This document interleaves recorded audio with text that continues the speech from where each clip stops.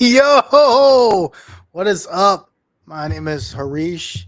This is my guy Tim Wayne. Welcome, What up? Longhorn Fan Battle Podcast. For those of you guys that don't know us, again, I just said my name is Harish. This is Tim Wayne. Tim, how you doing, man? Good, man. Good. Kind of checking out our new TikTok live and how that Yeah. was. Really For dope. the for the first time ever, we are live on TikTok. So for those of you guys that are on TikTok, come in, join the live, like the live, leave as many hearts as you can. We really appreciate it. Also, for those guys that are everywhere else, we are of course live on YouTube, live on X, um, and yeah, no intro video. We are using a new platform for the first time, and so I'm still figuring out how to get the intro video. So this is new for us, but we've got a lot to talk about. Texas another historical draft for the Texas Longhorns this weekend in Green Bay, as 12 Longhorns get drafted. Some surprising more than others. Uh, Yeah. three in the first round, two in the second round, one in the third, two in the fourth, one in the fifth, two in the sixth, and of course the one in the seventh that I'm sure we're all going to talk about the most, and it kind of brings some questions to what's going on. So we'll talk about that a little bit. Talk about little bro, as we always like to do, and yeah, we'll go from there. Of course, Texas sweeps A&M over the weekend in baseball, as per usual. The first sweep in the series, the first season sweep in the series for Texas since 2011, I believe. Um, so really good times. So yeah, before we get started, we don't have all of our sponsor banners today, but of course, fanbattlesports.com, where you can get the latest and greatest from the AFC South, including, of course, the four teams in the South: the Colts, the Texans, the Titans, and the Jaguars, all who had really good drafts. Yeah. So Yeah, they if did. you guys are fans of those teams, go follow them, especially those of you that are like on the TikTok live and stuff like that. Fanbattlesports.com. You can follow all the shows. They each have their own individual live show. Um, Texans is Wednesday, Colts Tuesday. Well, Titans and Jaguars, they don't ever show up to anything, just like they play in the season. So, um, fanbattlesports.com. Of course, you can follow us on TikTok. If you guys are here on TikTok, make sure to smash that like button. Make sure to you know, smash the like button on YouTube. Follow us Yep. on YouTube at Longhorn Fan Battle. And of course, all of our Twitter followers, welcome. Follow us on Twitter at LH Fan Battle. All right, Tim, before we get into it, just just a high level, what are your thoughts um exiting the draft just overall, and then we'll dig into the Texas stuff. A lot of guards, a lot of offensive linemen getting drafted. A lot of depth at a lot of these later rounds. What we would consider superstars amongst the college football elite. A lot of these guys didn't get drafted until fourth, fifth, and sixth, and even seventh round. I think I think a lot of these guys are going to find themselves as starters, especially a lot of these late round guys. I think these guys will be contributors, but I would not be surprised if we see, what we would consider a college star or two to get cut and end up on another team. I definitely feel like a lot of the big names. I think of like Donovan Mitchell. I think of Ollie Gordon. I think of a number of guys that were ridiculous in college or had a very stellar college career getting picked up in later rounds that are going to be basically because, and Harish, you correct me if I'm wrong. Most of the time, if you're 57, you're pretty much a camp body.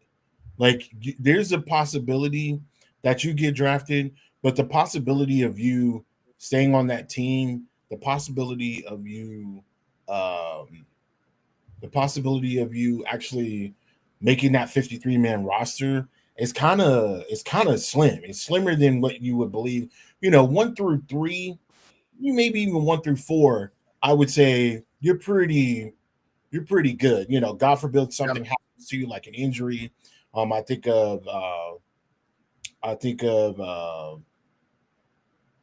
a number of guys that have gotten the opportunity. I think about the cornerback from Memphis that got drafted. He should have been way earlier. He got drafted later in that round, later in the round because of injury. He had an ACL injury. I think about the Cowboys draft. That corner out of ECU also had a first round draft grade. He tore his ACL. He falls to third round. Yep, to the Cowboys. Yeah, to the Siobhan Ravel, which is Yeah. interesting because I really liked Siobhan Ravel. I think that was I had him in my mock in our third round, I believe, or in our second round. And yeah, I mean, big corner, can play inside, outside, like a lot of that stuff. I think the strength of the draft was very obvious. It was the trenches. It's Specifically offensive line defensive tackle. and defensive tackle as well, for sure. Usually every year there's a couple positions, right, that kind of just fly off the board. And defensive tackle is one of them, right? Like defensive tackle is I'm looking at the second round here.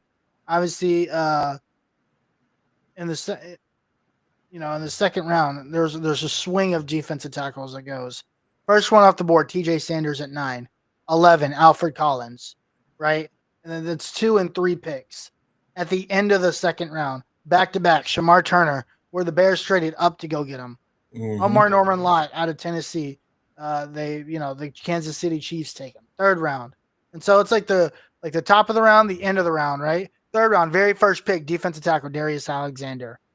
6 picks later, Vernon Broughton. And 5, 6, 7, 10 picks later, Jamari Caldwell. And then you look at the back end of the draft, fourth round. Sorry, I'm looking here. Fourth round, defensive tackle, 7th pick. Defensive tackle, 9th pick. Defensive tackle, 11th pick. Defensive tackle, the 33rd and the 35th, right? So clearly there was a strength in the draft. And look, these guys are not like guys that aren't going to play. The focus, these teams are playing 80, 90 plays from now on, right? Mm-hmm. Defensive, like you see the focus of a lot of these teams. The focus is the trenches. You look at how the top teams in college are building. The NFL is the exact same way. And these guys are building in the trenches because they realize, hey, that's where the strength of everything needs to be built. Go look at the Eagles. Go look at to a degree the Chiefs. Look at these teams that are successful. They're building in the trenches and a quarterback, right? That's the recipe to success. And it's the GM's job and their job is to build around those building blocks. So that was kind of my takeaway from the draft is, there are certain people, or there are certain types of players that people are looking for. And that's how a lot of these teams are. That's how a lot of these teams are operating. Yeah. To kind of piggyback off of that, a lot of people thought that we would see an abundance of like wide receivers going off the board. Even now, there are still, and we're 3 days from the draft? 2 days. It's Monday, right? So it's Monday, yep. The draft ended Saturday, and we're still seeing UDAs getting picked up. Oh yeah, for sure. Like all over the place. I'm constantly seeing such and such from Arizona gets picked up, such and such from blah blah blah gets picked up. Silas got picked up. Who picked him up? I want to say the Steelers picked him up. Okay. So there's tons of people still available getting picked up. There's still free agents out there. It's filler time. This is the building block time, right? Yeah. You're getting your guys ready. You're getting ready to go into camp. They already had voluntary workouts prior to the draft. a couple weeks ago. A lot of people Yep. showed up to that. So now we're looking at, hey man, this is what I think. A lot of our Longhorns are going to be on teams, and they're going to be making significant. They're going to be playing significant roles. Significant roles. You can't tell me that Vernon Broughton and Alfred Collins are not going to be playing significant role. I would be surprised if both of them are, if not in a rotation on the regular, both of them might be DT number 2 on the depth chart or 3, if not number 1. Yeah. Um, So let's take a look here at some of these guys. Let's deep dive into it, and we'll focus really in on Texas now, right? Yep. Texas started off with a bang, man. Like the first round, that first night, really, really good stuff. I was hoping one more name might have snuck into there just because of what happened, and then that person ended up falling all the way out, right? We'll talk about that here in a second. But Kelvin Banks at number 9 to New Orleans. Were you surprised by New Orleans taking Kelvin Banks over a quarterback? No, and the reason why it was like, do you remember the conversation we had like 2-3 weeks ago, and they were projecting Kelvin Banks to go top 20? Yeah. Instead of lottery. And we were like, what do you like? How does that happen? How is Kelvin Banks sliding? This is what I honestly believe. I honestly believe that a lot of people try to talk their picks down to make sure that other teams would stay away from them so that they can get them where they wanted to get them. The thing about Kelvin Banks, which was so odd to me, they were like, oh, well, he went from being the number 1 guy to the number 3 guy. And I'm like, offensive lineman, yeah. I'm like, wait a minute. The only real game where he showed that he was like, he looked average as an average player was against Georgia. Even the second time. Yeah, he was hurt. Even the second time around, he looked fine. So what has transpired within the he wasn't giving up sacks, wasn't committing any penalties. He had that one game where he looked average, and that's because he rolled his ankle the game before. Yep. So and if you think about it, the second half of that game, he looked dominant. So what happened between that first Georgia game and the end of the playoff game against Ohio State? Yep. Yeah, and I think that's fair, right? Like I don't know, and there's a clip that's going around on the first Texas game against Georgia where he allows Michael Williams to, I wouldn't even say like get around him, but like essentially like he rolls off the block, right? Yeah. Wynn steps into the wrong area and he sacks him, right? He steps right into it. He doesn't, and it's not that's not Kelvin Banks's problem. That's not his fault, because you're supposed to know that my tackles are trying to get people around me.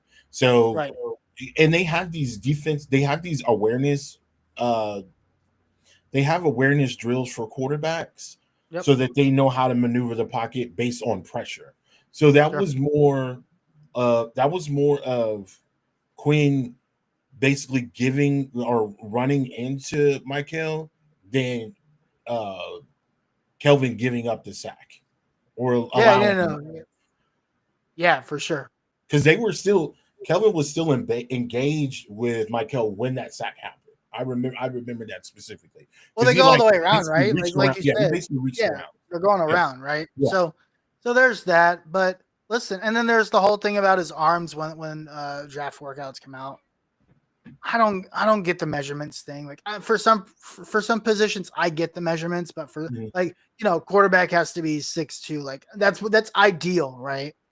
Ideal. The thing that's I think the thing that's become like a big thing, and we'll talk about this with the quarterbacks later, is as you get later and later in the draft process, really like to the 24th hour, right before the draft starts, information is always rolling these days. And so there's teams that are getting and mock drafts, draft analysts, blah blah blase blase. They're not scouts. You this year is an excellent example of how different the analysts look at these teams and these players versus how the scouts look at these teams and players. And if you compare this year to what's normally there, you're seeing that they're on two separate planets, really. At this, a lot of guys, your mock drafts were Shedeur Sanders second, Quinn Ewers maybe fourth, fifth, Jalen Milroe is like eighth. Jalen Milroe ends up going in the third round to the Seahawks. And that's Shedeur Sanders is to fifth round, right? Yeah. To where Cleveland. And you even heard Cleveland's GM say, look, like we had a feeling he was going to be there. And it's not like this is just how like teams evaluated this draft. And we always knew coming into this year, there was is the word assumption? No, there was a perception that the quarterbacks were weaker in this draft. This was a weaker quarterback class. Right. And if you look at some of the tape for some of these guys, even some of the guys that are picked in the third or fourth round, it was like they put out bad tape. And so I think some of these teams have their work cut out for them to see if they can even meet the expectations that they had, because I don't think the expectations are high for these guys at the quarterback position. Yeah.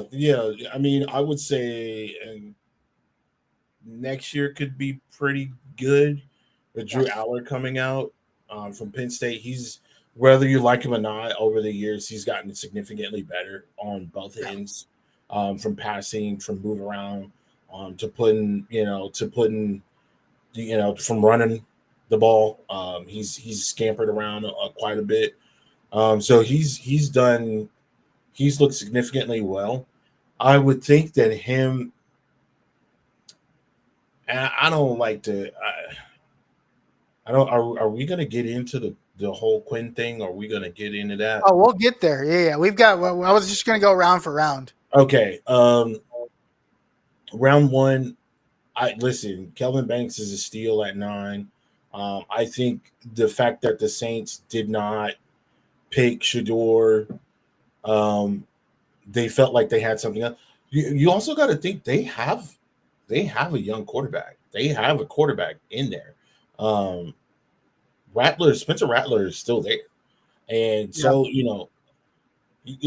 Spencer Rattler was not good at Oklahoma. He was bad. He got benched.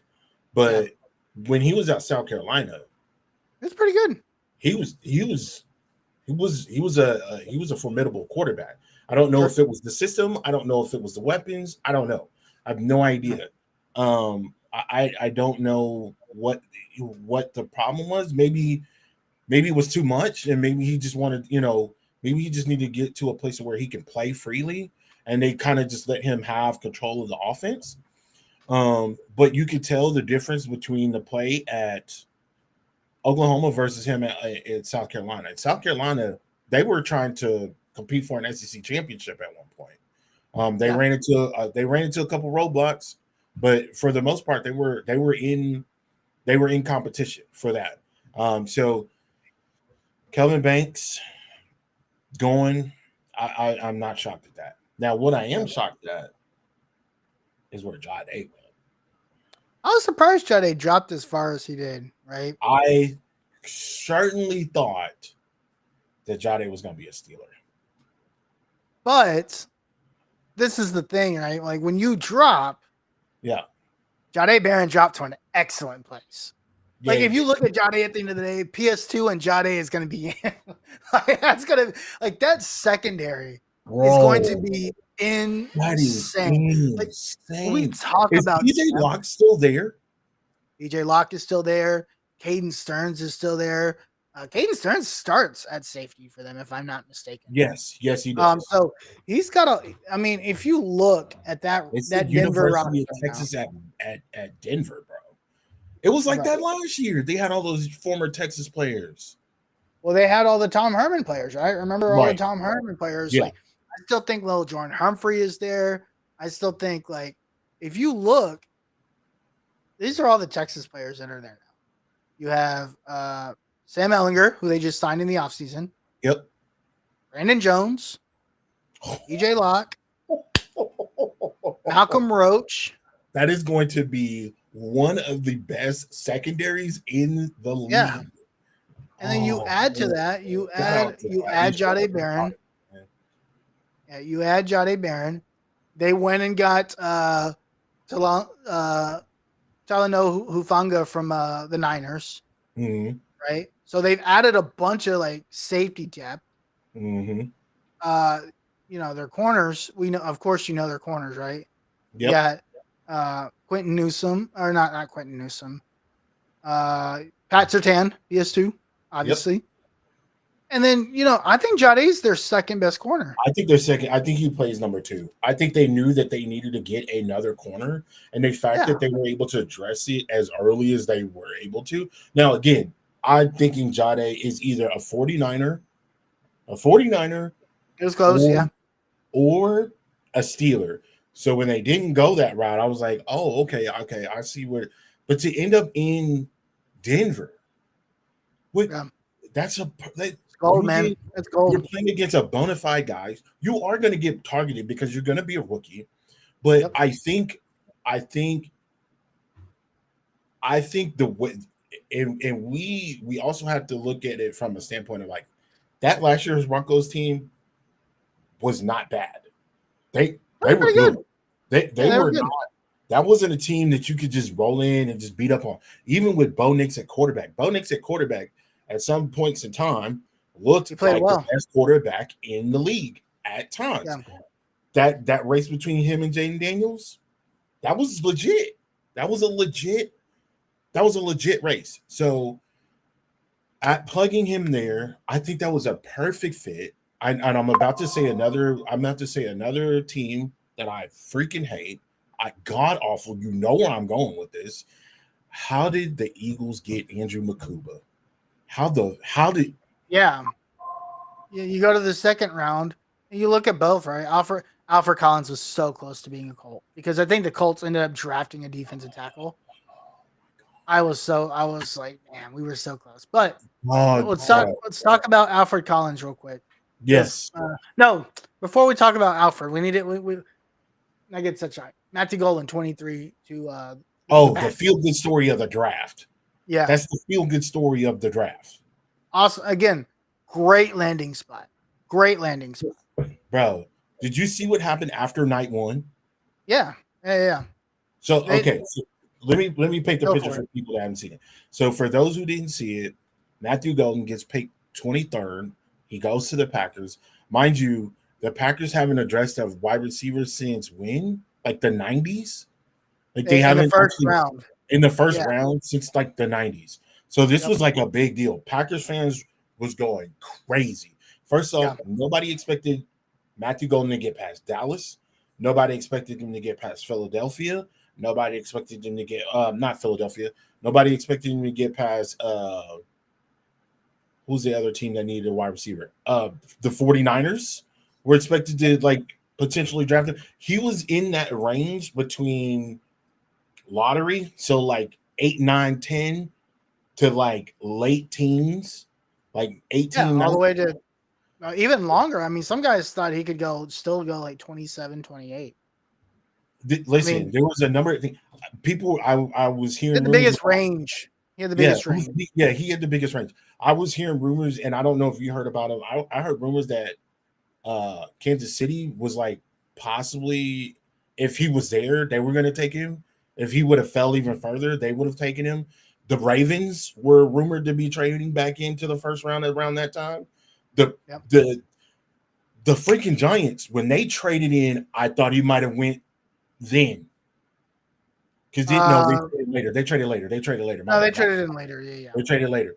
But yeah, it was a number of places. Anyway, he gets drafted to Green Bay. After the draft, he comes out to address the crowd, and the way the stage is set, that has a walkway that leads out into an open area. Well, he gets to Oh walk yeah. open area, and the Packers fans are going insane. It's a feel good story. Matthew Golden is a dog, man. He was Yeah. at times the go to guy for a lot of these games. You think about it, he made one of the best plays in the college football playoff. That play against Arizona State where he caught the ball on a what third and forever, fourth and forever. 4th and 19. Yeah, fourth and forever. And he catches that ball for a touchdown, brings Texas back. Wow. What an episode. What a great night to cap out week one, to cap out night one. And that's not the last feel good story for the Longhorns. That's not the last one. Here's the thing. Again, another place he's probably going to be wide receiver 1 or 2, right? Oh, absolutely. Absolutely. You think Christian Watson will take the step this year? I think he will. They have Jaden Reed, who's really their slot. Christian right? Watson is the big receiver. Yep. Matthew Golden will be the speed receiver. Yep. Well, you got Jaden Reed as their slot. Right. Right. And Matthew, look, the thing about Matthew Golden is he can do everything. He could come in and play in the slot. He can run the short route, great at running intermediate routes, which is Jordan Love's forte. Yep. And he can run the deep route. And he runs a 4.29 at his How size. good has Jordan Love looked at the last year? Man. Yeah. Look, again, it's about putting pieces around him. And it's, again, the GM's job. Every quarterback is a system quarterback. It is the GM's job to put the right players in the scheme around the quarterback. Patrick Mahomes did not play well at Texas Tech, but he had intangibles because they had skill sets for him. And look at what he did. He was putting up video game numbers in college. He was, but that's because the system allowed him to do it. He's not your traditional quarter. Like, imagine Patrick Mahomes going to like Dallas. Yeah, that wouldn't work. A pocket quarterback. It wouldn't work. It's about putting the right pieces around him. Mm-hmm. And guess what? The teams that are figuring that out, heck, go look at the Eagles. Jalen Hurts is not like the most like accurate quarterback. But guess what they did? They put the right pieces around him in the right system. They also let him run the ball too. But again, it comes down to the system. The system allows him to run the ball. They went and guess what? If you want to run the ball with the quarterback, you need an elite running back to pair with that.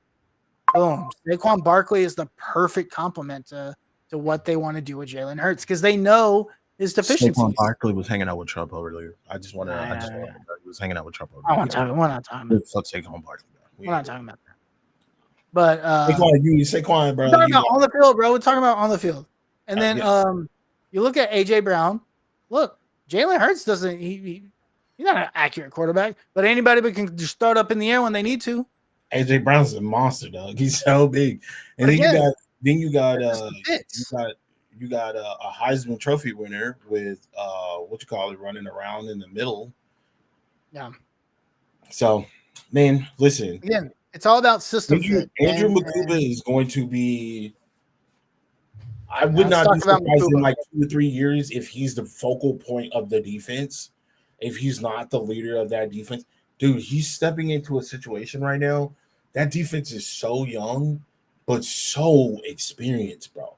You think about all of those defensive guys from Alabama, Georgia. They've drafted literally everybody from Georgia. And then you put Andrew Mukuba back there. And listen, we know that at one point in time, like, you know, they did get Cooper DeJean, but Cooper DeJean played slot. And now they got rid of one of their Darius Slay, one of their leaders on defense. They got rid of him. Don't necessarily know why. I know he's up in age, but he wasn't terrible. So it's on Cooper DeJean. They don't need him. I mean, yeah, you're right. But that was one of the fact that they were able to go and address the secondary. Yeah. And you put a guy in like Andrew Mukuba. Do you think Andrew Mukuba could play corner? Because I think he could. Yeah. I think he started at corner at Clemson. He'd be a big corner. He'd be a big corner, but I think that's why they picked him. He's versatile. He can play a lot of things. Don't be surprised if he plays some nickel a little bit. Don't be surprised if they have him in some type of weird blitz package. Philly always has some kind of crazy defensive blitz package. You know where I think they use Andrew Makuba? I think they use him as a sub linebacker running downhill. Bro, that's we know he can thump. We know he can thump. That's the best. If you look at his tape, where he's the best.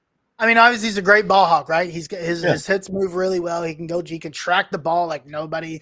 I remember the Georgia game, the very first interception Carson Beck throws. Who's there tracking that ball? Andrew Makuba. Andrew Makuba causes that tip, and it gets tipped, and that's how it's picked off, right? I think Gilbo picks that off. I'm gonna say this, and I know this is early in like of all of the guys that we're talking about. I think Andrew Makuba is the perfect fit to go to Philadelphia, and I agree. It. I hate it, and I agree. So one guy you didn't want to get, and they traded up to go get him. Yeah, right. They traded up to go get him. Man, shout out to Andrew Makuba, another kid from Austin, man, getting drafted in the second round. Austin kid getting drafted. Like this is unheard of. We're like to see this homegrown talent getting drafted is I'm honored that they are representing the city the way that they have, man. They're stand-up guys, and they're great young men and great football players. A special shout out to Jahdae Barron, former Conley Cougar. Yes, sir. My high school alumni. Yep. Very first round pick in the history of the school. So shout out to him. Excellent work representing, of course, Pflugerville Conley here in Austin, Texas, and not really Pflugerville in Austin, Texas, but yeah, we don't talk about the lines around here, right? We just make that stuff up as we go. But Greater shout Austin out to there you go, the Greater Austin area. Alfred Collins again, man, great situation, God. Right? Ends up in San Francisco. How do you ends up? They reload every time, bro. They reload every. They reload defensive tackles like nobody else's business. They lost that's the one. They lost they 75% of their defensive line. They lost it, and they go and get Alfred Collins. Yep. Let's just go and pick you up real quick. Let's just drop you in here. I wanted Alfred Collins. I thought Alfred Collins. 3 picks later was the Colts. The Colts ended up taking JT Tuilola from Ohio State, who actually again he had a decent very very good. Can play inside, can play outside. Very very athletic, freakishly type guy. Yep. Alfred Collins is a backup to DeForest Buckner, and Grover Stewart would have been unreal. That would have been awesome. And you get instantly younger at that position, which is what they desperately needed. So, right. But hey, get that young talent in there, get them trained up, get them developed, get them ready. And then, not to say that DeForest Buckner would get moved on, but like you have the option everybody's hoping that they're hitting on a situation where, they hit the ball out the park, right? Yeah. I think Alfred Collins is going to be that. I think that's going to be that for the 49ers. I hate that he didn't get drafted anywhere else. Again, another spot where that they're going to develop the talent that they're going to get. He's going to be fantastic there. Another great fit on another team that I absolutely hate. Yeah. Vernon Broughton to the 3rd round to New Orleans. This was interesting. I don't know. I don't understand the fit here, but maybe you can explain that because I actually don't see the New Orleans fit. I think they're just rebuilding I think at this point, at that point in time, New Orleans had to do what they had to do. They had to get the best pick available. Remember, 3rd round, in the 2nd round, beginning of 3rd round, tackles are coming off the blocks, dog. Tackles, they going. Yeah, they're flying. So at that point in time, I think they know what they needed to address. I honestly thought that they should have went wide receiver, maybe even getting Shedeur in 3rd round. That's a whole different story. But they don't do it, and they go and get him. And I understand why they went and got him. They need depth. Listen, they're getting old on the defensive line. Yeah. they're getting old. The defense is getting older. They are not as beefy up front as they thought they were, especially last Yep. year. I know they started off on fire last year. That quickly tapered off. Of course, you get the injury to Derek Carr, a host of other injuries to other They're guys. tired. Yeah, you like they they need the help. And then again, you got to look at the division that they're in. You got to look at who their opponents are. You're going to go up against Tampa Bay. You're going to go up against Atlanta and Bijan. You're going to go up against who else is in that division? Tampa Bay, Atlanta, Carolina. They've beefed up a lot. They went and got a 6'9" basketball player, hoping that he can turn into the next Antonio Gates, the next Tony Gonzalez. These guys taller than both of those guys. So they got to beef up that line, man. They got to get pressure on those quarterbacks. A lot of those quarterbacks are significantly young outside of Baker Mayfield, who's had a rejuvenation in his career.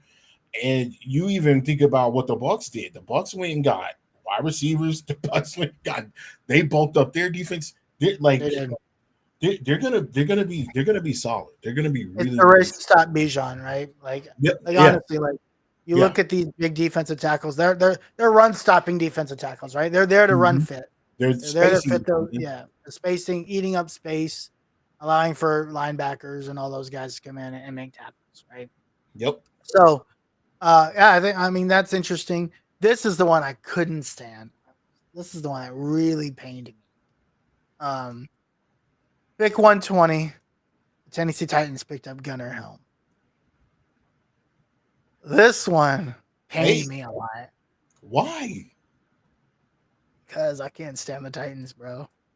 They give Cam Ward the ultimate safety blanket. They gave Cam Ward their Dan Whitney. You got the best tight end in the freaking draft. No, that's not what I'm saying. That's not what I'm saying. We also have to go against a really good tight end twice a year. It sounds I don't. Wait, hold on a second. So you can sit here and cry and be mad that San Francisco and Philadelphia get players because they're your rivals, but I can't be mad that my rival gets a player that I like. I never looked at Tennessee as your rival. I've always looked at Jacksonville as your rival. They're all in the same division. I mean, I guess they're just division rival, but like, yeah, they're division rivals. Right. I mean, everybody's our rival as far as I'm concerned because hell, everybody's winning the division but us. So everyone's a rival. I would even consider Houston more of a rival than Tennessee. Oh, Houston's definitely a rival. I mean, that's probably the top rival in the division. It's Houston. It's Houston, and then you can kind of like Jaguar and Tennessee, like just depending on how good they are. Right. But you still don't. I still don't want to go. I still don't want Texas players going there. I don't have to root for them. Yeah. Yeah. Like I'm not rooting for Gunnar. I don't root for Sweat, like T'Vondre Sweat. Yeah, I hope he misses 10 tackles a game. Can't do it. Can't do it. Yeah. Can't do it. Yeah, I hope the lights run out in his locker and when he visits us every year. He's T'Vondre is so good. He's so good. So, but again, like if you look at the fit, do you think the Tennessee Titans extend him early? Oh, 100%. Oh, 100%. He's their best defensive lineman. I honestly, he's like I look at him as the defensive captain. He's been literally everywhere on the internet. He's really good. Great guy. Yeah, like everybody likes him in the community. Yeah, hard to not like. Funny dude, man. Yeah, of course. Yeah, absolutely. I expect them to extend him. Yeah. So Gunnar Helm goes to Tennessee again. Safety blanket. If you think about Cam Ward is erratic. Cam Ward just likes to throw the ball. He loves his tight ends. My bad. He loves his tight ends. Gunnar Helm can stretch the field, but even when he can't, if he's in trouble and he needs somebody there, guess what? He's got Mr. Sure Hands, right? Gunnar Helm's not always going to take the ball, but he can. He's not always going to take the ball and run 20, 30 yards. He can, but he's also a safety net, right? So I think Gunnar Helm, great fit. Go help your young quarterback. Go do what you're supposed to do. Barrett Sorrell, I thought was a good pick to Green Bay as well. Again, defensive line depth, right? He stayed in the green room from night one. He was Yeah. projected to go second, third, Round. late second, early third round, and he Right. fell. He fell. I don't necessarily know again why.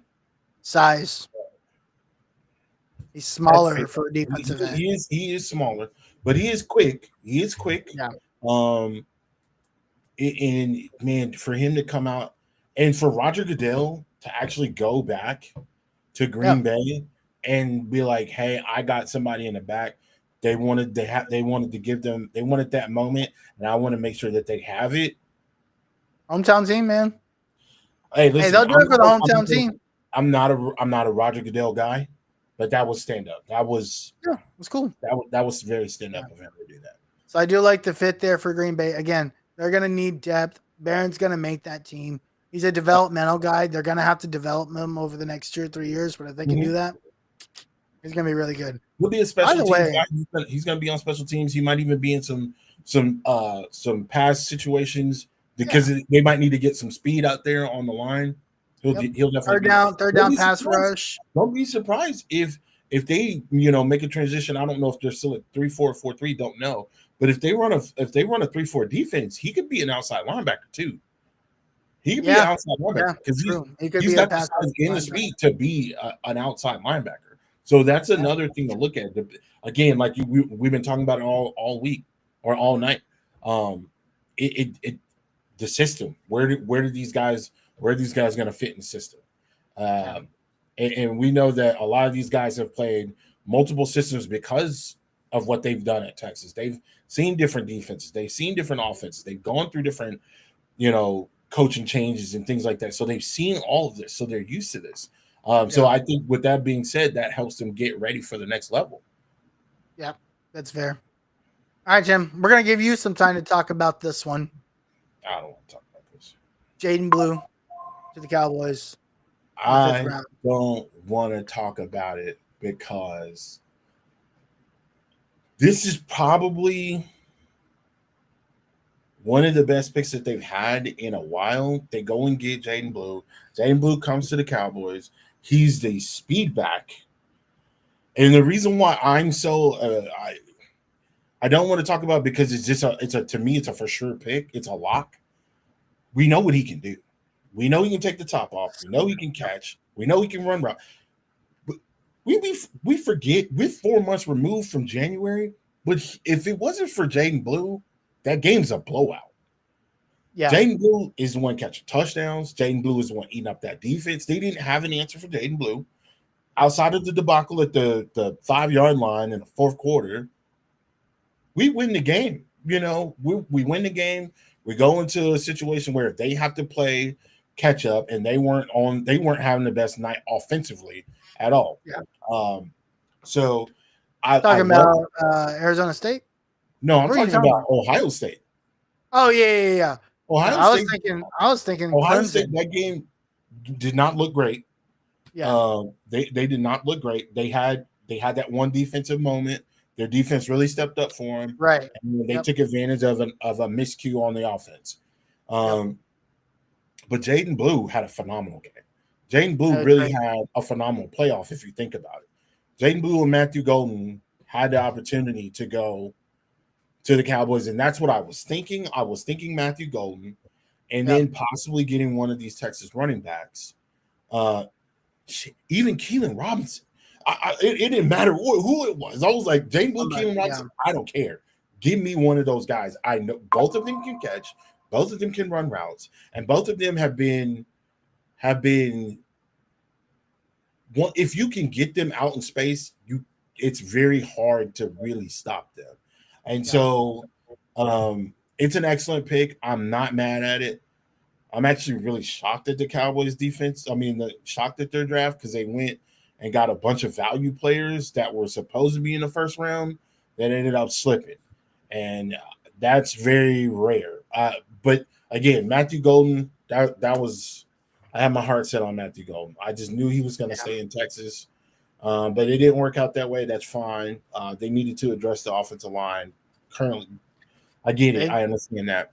But Jaden Blue, dude. They got two running backs. They got Jaden Blue And they went and got Phil Maffa. They did. Which, Now, okay. So this is how and I know Jaden Blue, I think Jaden Blue deserves a lot of snaps, but I want to keep Jaden Blue fresh. Yep. So I'm going to put Maffa in front of Jaden Blue, and I kind of want the DeMarco Murray, Felix Jones situation where you got DeMarco Murray, every down back. He can bang with you. He's a big guy. Maffa's 233. He's a big guy. And again, this is what I was talking about earlier during the show. Maffa was a solid running back. He wasn't a superstar. He wasn't Quishon Judkins, but he was still great. You know, he was still great in college. You got these guys that can really add depth no matter what. Jaden Blue going as far as he did, or falling as far as he did. Could you imagine if somebody like Philadelphia, or could you imagine if somebody like Kansas City getting somebody like that? Yep. The pick would be a bigger deal if the better teams got to him. Dallas is in limbo right now. They're not really good. They're not really great. They in the middle. Yeah. Yep. Any other team that would have been blown out of proportion. That was a great ad, and I am appreciative of them being that adding him. I'm really shocked that he went that far down. I definitely thought he would be late 3, early 4. No, I mean, fourth or fifth is exactly where I thought he would be, and it's just because he's a skill set guy, right? He has a certain skill set that certain teams need, and Dallas is one of those teams that needed that skill set, and he fit a skill set, and that when you get to those fourth, fifth, I think I saw a stat fourth, like last year, the 4th through 7th rounds, the 4th through 7th rounds played almost 60 to 70% of the snaps across the league. That's crazy. And that's so insane. Yeah, that's these impressive. guys will play. Yeah. Jaden Blue will play. Mm-hmm. Gunnar Helm will play. Baron Sorrell will play. Yeah. And it's up to them to figure out what that capacity is. All right, Tim, I want to talk about Cam Williams. Man. It goes to Philadelphia, right, in the 6th round. I don't know who was advising Cam Williams, but they gave him some bad advice. Cam Williams should have stayed. He should have stayed. I agree. Cam Williams should have stayed. Cam Williams should have stayed. He should have stayed. Hindsight is 2020, right? He needed to stay healthy and fix his penalty issues. Yes. That guy put Texas in some real tough situations. All year long. Yeah. Especially during the playoff time. The penalties in the first half against Ohio State, the penalties in the half against Oklahoma, it was like, bro, like, and it wasn't Georgia like games. Right, and it wasn't like this wasn't penalties where, you know, we hit negative yardage, blah, blah. I'm talking about 30, 40-yard gains, you know, long runs taken, holding, false starts on 3rd and 5, 3rd and short. Now you're at 3rd and 8. You're putting your offense in a really, really sticky situation. I honestly believe if Cam Williams comes back, Cam Williams is not a first team SEC, but a second team SEC offensive tackle. I think he gets more development. And I think at the end of the year, he could potentially be a first team all SEC type player if he polishes those up. Because again, outside of things, he's a mauler. You want run support? Again, they go and get the run support that they need for Saquon Barkley. We know what Cam Williams can do. Cam Williams is a great offensive tackle. He can pull. He's nimble. He's powerful. He just has an issue with the penalties. The penalties is what has hurt him. And I think I think giving him an opportunity to polish that up would have put him, honestly, from a position where he's a fifth, sixth rounder to like one high two. Yeah. No, I But agree. I would agree with that. Yeah. My biggest thing with Cam Williams is his discipline. Yeah. And you talked about it, right? The penalties. And it's not just penalties, it's situational discipline. Mhm. It's like, hey, this is 3rd and 8. Don't cause a penalty so that or this is 4th and 12 or 13 or whatever it was. Don't get a penalty so we go 4th and 18. Yeah. Hey, the game is on the line. It's 4th down. You need to make sure that you block this guy coming off the edge so our quarterback has a little bit of time to make put the this ball throw away. and try to tie this game. Yeah. No, the Cam Williams, that's the Jack Sawyer play against Ohio State. That's on Cam Williams. That is on Cam Williams. He completely whips on the block. He lets he lets Jack Sawyer get around him. Jack Sawyer Open season. Quinn's not expecting it, right? Because Quinn is looking for the guy coming across the field who was wide open. Right. He could have made that throw. Yep. So Cam hits him and kind of strips the balls out. Game. That's a game. That's the game. Yeah.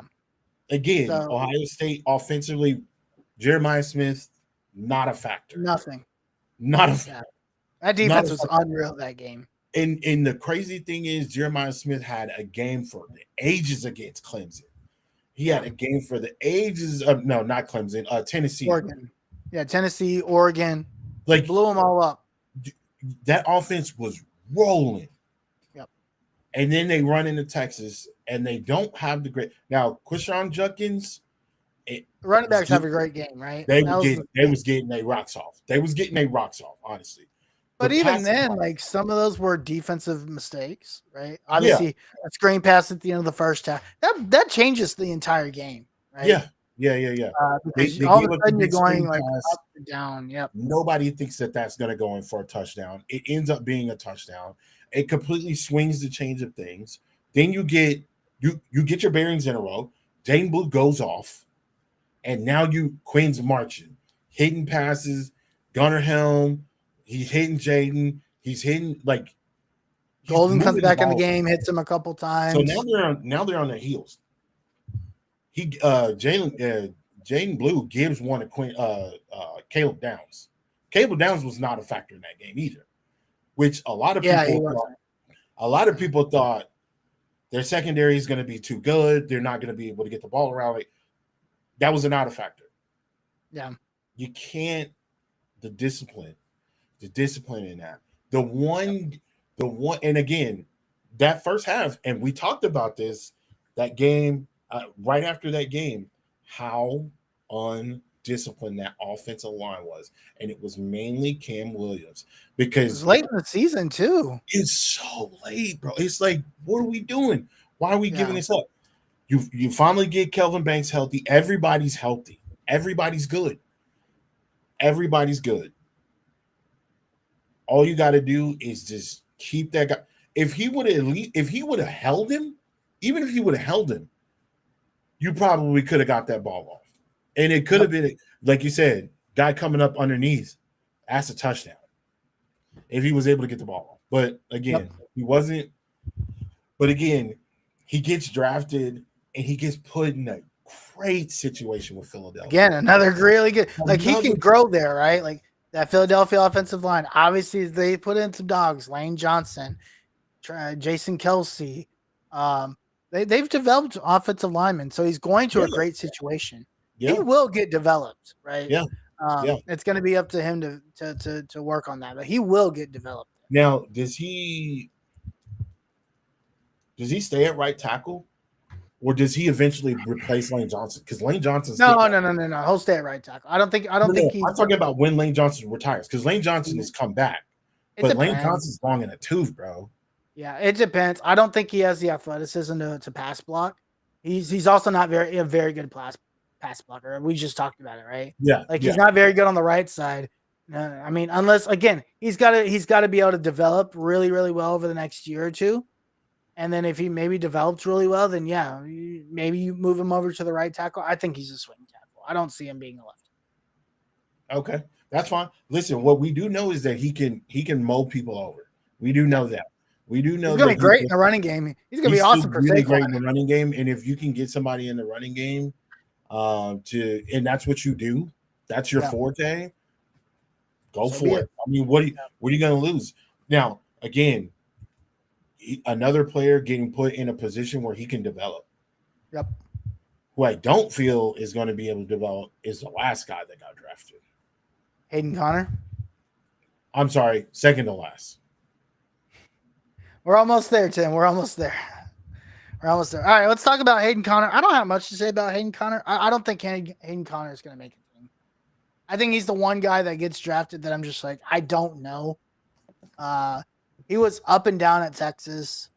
I think really the big thing for Hayden Connor is he was available.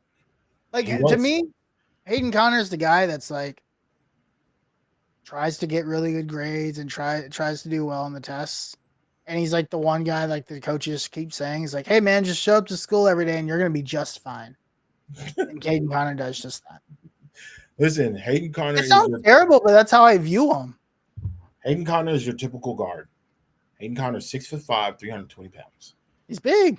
He's a big boy. He can move. Now, he did not get a lot of shine at Texas. He did not.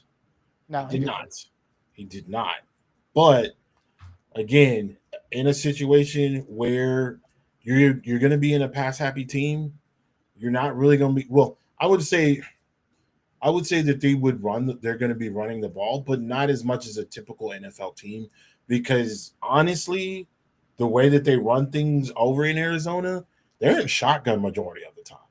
They don't really run the ball downhill. You know, they run out of predominantly shotgun, predominantly out of pistol.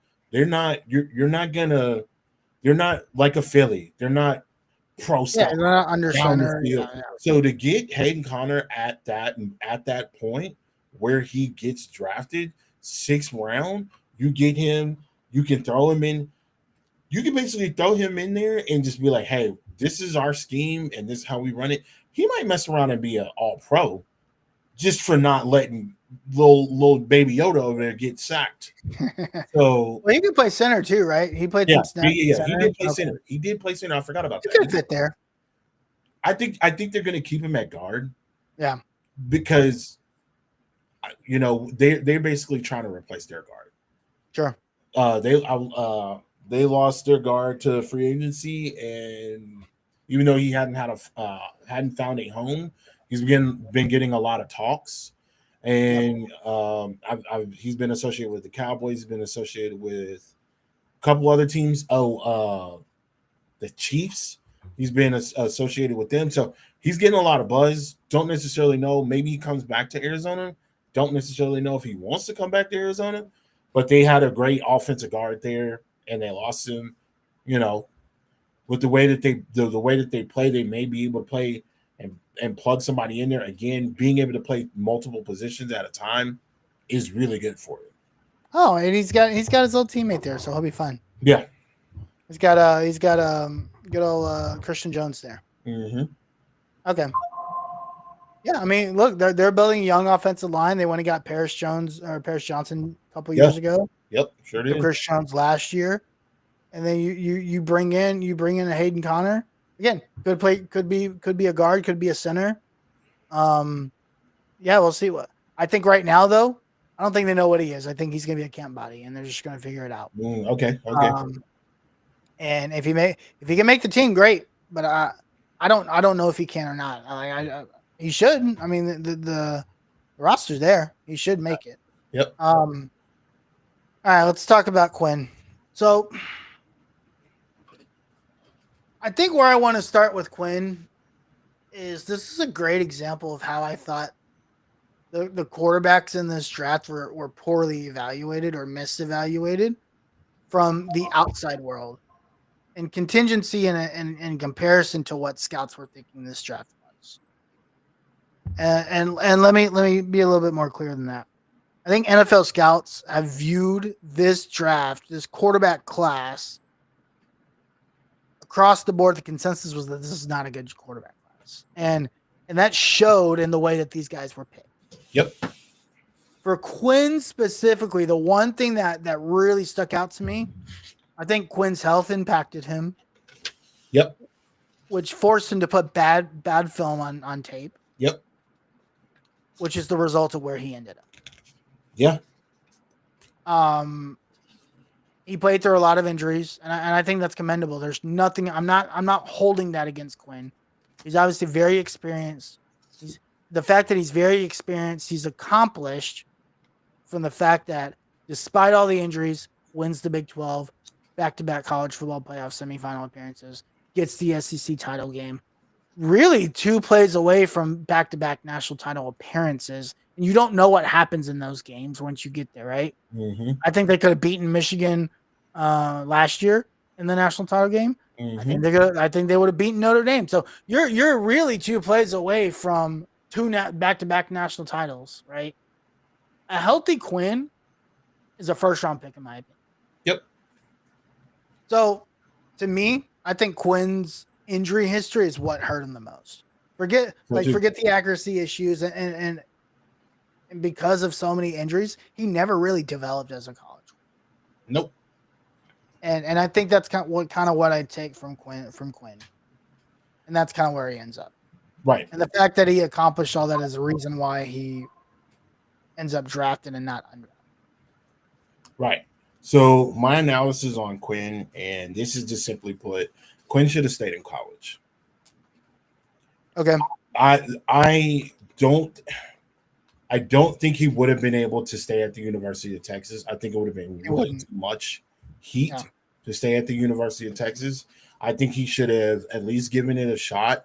I don't know if he was doing that to stay loyal to Texas or to stay loyal or to see if he could really get out there. I think he should have stayed in college. I think he should have went to a team and developed and gotten healthy. And then he would have been either number 1 or 2. Drew Aller or Quinn Ewers, that would have been the conversation, the quarterback conversation for next year's draft. Because we both know that Arch is not coming out. I wish people would shut up. Arch is not coming out. We know how the national media works, man. They love to create their own Arch narrative. College. That's not happening. If they just dog walk everybody and they win a national championship, maybe. But the chances don't think he's coming out. Yeah, I still don't. I give it about 90% of the time. Even if we were to win a national championship and dog walk everybody, I still think Arch comes back for his senior season, his redshirt senior season. Yep. So that's that. We can put a pin in that Arch Manning thing. The best availability is availability, and Quinn was hurt literally every single year that he played football. And you can't do that, and you can't continue to put tape you can't continue to put tape out there if you're not available to play. Yeah. It sucks. I hate that he's going to Miami. I don't think it's a great fit. Really? No. I think Miami's an excellent fit. No, Miami's not a great fit. Where I would have liked him to go, I would have liked him to have gone to a situation like Pittsburgh.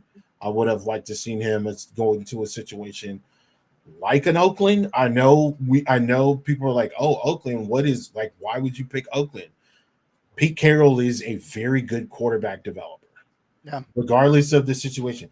Pete Carroll got Matt Flynn paid. Pete Carroll took Russell Wilson to win a Super Bowl, and he develops talent. So when I think about somebody like Quinn that needs to be able to still get to the league, but still get an opportunity to develop, like a Jordan Love, get an opportunity to sit back like a Patrick Mahomes, where they can sit down and kind of get to see the speed of the game, to get to understand what they want them to do. Like, I think that would have been a perfect place for him to go and for him to learn. So I'm really hoping he's not a camp body. I hope not. I don't think he will. Really Listen, hoping he's not a Here's the thing. It comes down to health. If Quinn is healthy, he's better than Tua, in my opinion. I think he's better than Tua. Yeah. Completely healthy Quinn today, right? Let's just say he goes through training camp. They have this battle, whatever. I think he beats out Tua head to head, and I don't think it's close. Well, we're gonna see in the next couple of months because again, we're gonna run. We're running right now. We're in the middle of the spring football. We're right in the middle, smack dab in the middle of that. Actually, if you haven't seen that, that's been great. Max Duggan from TCU, fucking balling, bro. He is smoking these kids. It's in the UFL or whatever. Oh my god, he should because they're all terrible, dude. Wait. Some of these guys out of the UFL are legit, but Max Duggan looks like for the most part, right? He looks like a man amongst boys. Anyway, in a situation, I'm really praying that he's not a camp body. My thing is this: in a situation where I don't know who Miami's backup quarterback is, but we know Tua is also what? Injury prone. Yeah. If you run into a situation where Tua play, yep, and you're gonna have to go to Quinn. I don't know the backup situation in Miami. I was gonna say, let me check and see if who their backup is, because I bet you think he goes in at number 2 at least, right?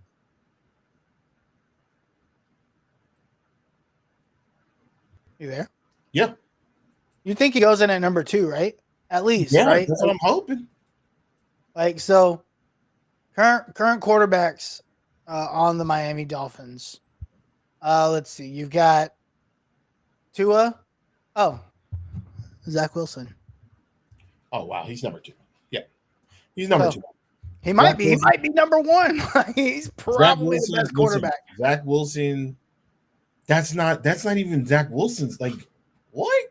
Why did they pick him up? Dude, they're dropped back 40, 50 times a game. They're not sitting back there playing no pro style offense. I actually end up like who they ended up getting. They ended up with Ollie Gordon in like the 6th round. Dog, Ollie, that's who I also wanted. I wanted Ollie Gordon. Yeah. I'm just so happy. I'm happy we got Jaden Boo, but I was like, dog, where's Ollie Gordon going? Where's Edwards? Like, Edwards in, dog. He was undrafted. A cover athlete. Are you surprised? Donovan Edwards was not that good, bro. They put he didn't play well last year at all. Will Johnson should have gotten that cover spot over Donovan Edwards. Mason Graham should have gotten it over both of them. Mason Graham. My bad for even thinking about Mason Graham. Yeah. Mason Graham should have got that. And he's super, like he's also like super cool, super energetic. Like, I think Mason Graham should have got it, but I think Quinn. Listen, if you think about the weapons and how Quinn operates and how all those offenses operate, is Tyreek Hill going to be there at the beginning of this? Yes.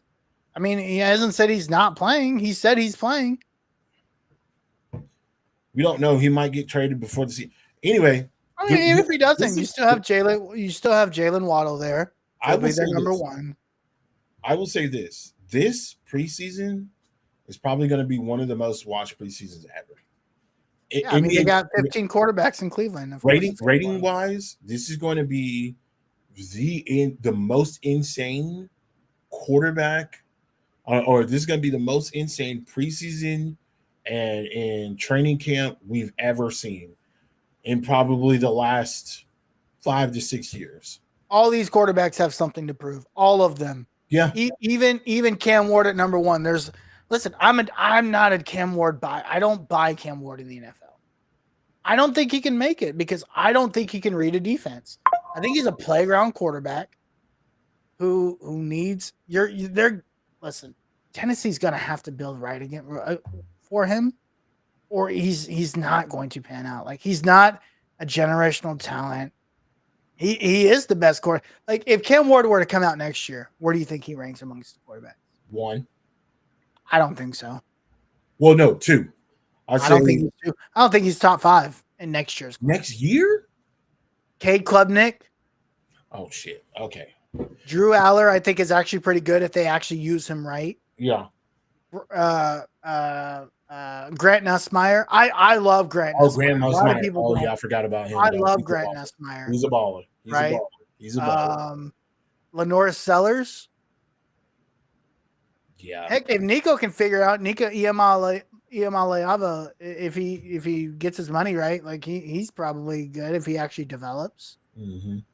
That's 4 quarterbacks right there. I don't think Cam Ward's a top 5 quarterback in next year's class.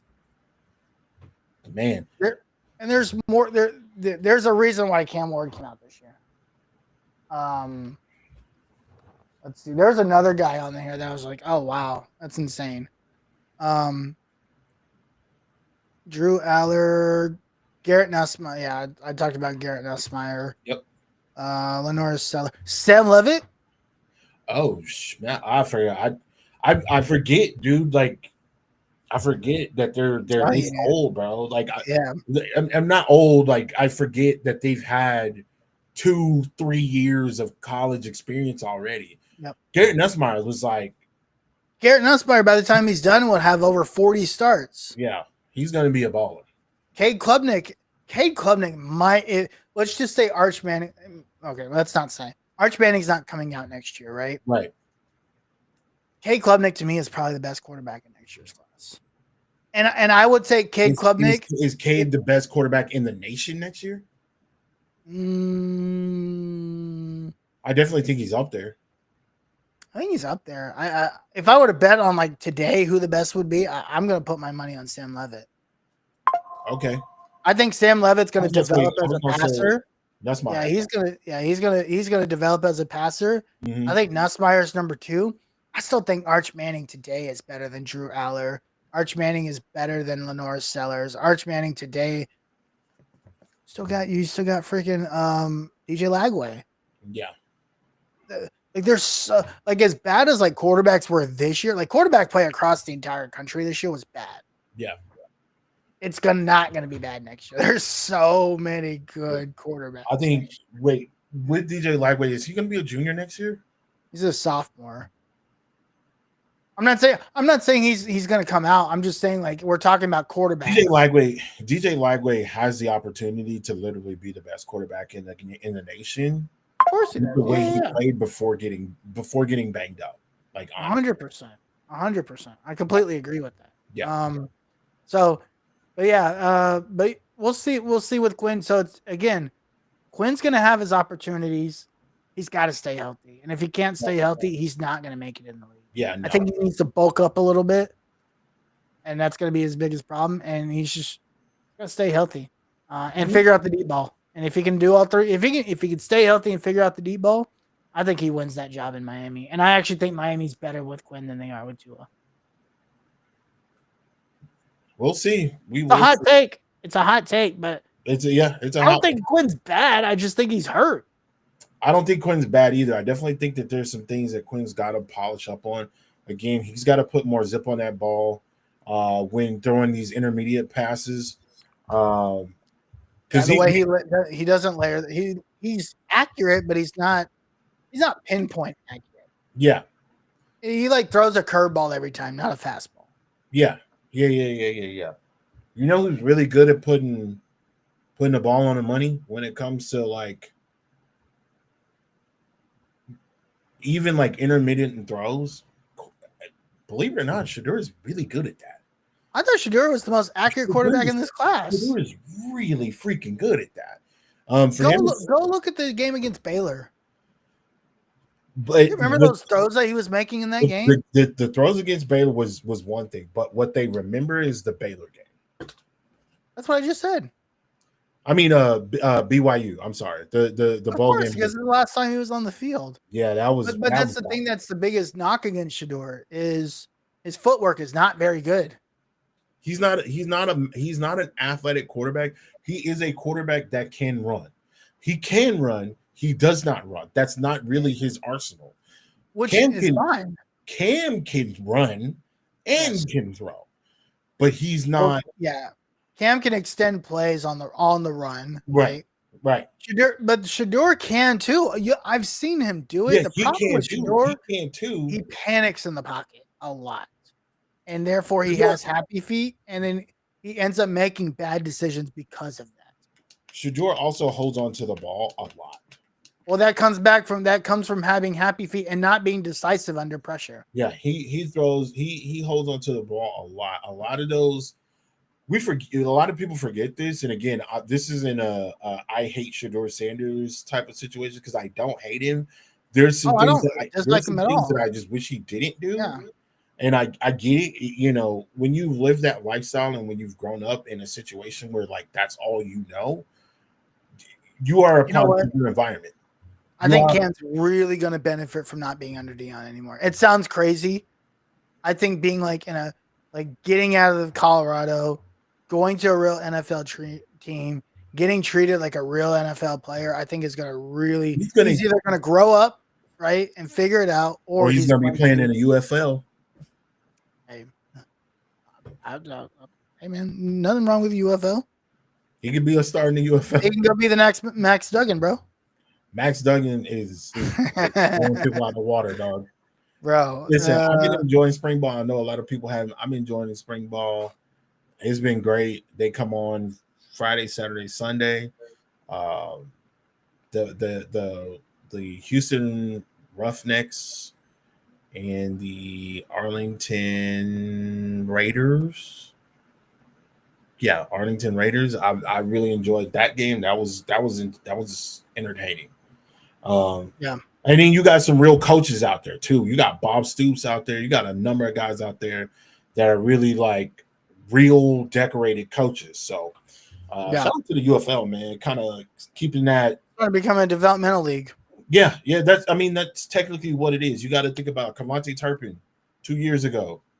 Yep. Came out of the UFL. This guy's been an all-pro 2 years in a row. Special teams, yep. And special teams. That doesn't happen. That's very rare to happen. To be an all-pro 2 years in a row on special teams, that don't happen unless you're like usually centers are like all pros or long snappers are all pros, kickers all pros, but a return specialist, and he had a phenomenal year last year, even with the new changes. But he's used to those changes because he came from the UFL, where that's where he got his shine on. Yep. He's used to that short kick, wait till everybody comes past a certain area, and then he gets to run the ball. Like he's shining in that. So shout out to KaVontae Turpin on being a all-pro 2 years in a row. Yes, sir. All right, Sam, you got anything else before we get out of here? No. We're getting more in EA Sports college football news. I did get more pieces of information from a guy, but again, it wasn't anything that I was like, oh, I think this is something that needs to happen, or I think this is something that should be shared. I think all of the information that I got prior has already been public, as far as like a trailer and stuff. That trailer, if you guys haven't seen that, you guys really need to go look back and pay attention to that, because there's a lot of stuff in that trailer that is going to be available in the next game. Yep. If you're not paying attention, you're gonna miss it, and you're gonna be like, "Oh, I didn't know about that." The trailer is telling you everything you need to know. The trailer is for college football and for Madden. They're very intentional with this trailer, right? EA does these things on purpose. Yeah, like they want. AKA FYI, if you didn't know, there will be a trophy room, like I said a month ago. There you go. Like there's stuff in here. You just gotta. It's Monday. If you haven't seen the trailer by now, I'm sorry. I'm here to ruin it. Yeah. So trophy rooms, high school, new scoreboard, new teams. Oh, also, new sponsors. Enter Sandman's in the game. Enter Sandman. Like it's, you just got to go watch the trailer. There's a lot. It's very coded, but it's a lot. Listen, we're less than 90 days away. We're gonna start getting the next 6 weeks. Is gonna be full of information. Yeah, the game comes out July 10th next week. No, July 17th. July 7th. No, 7th.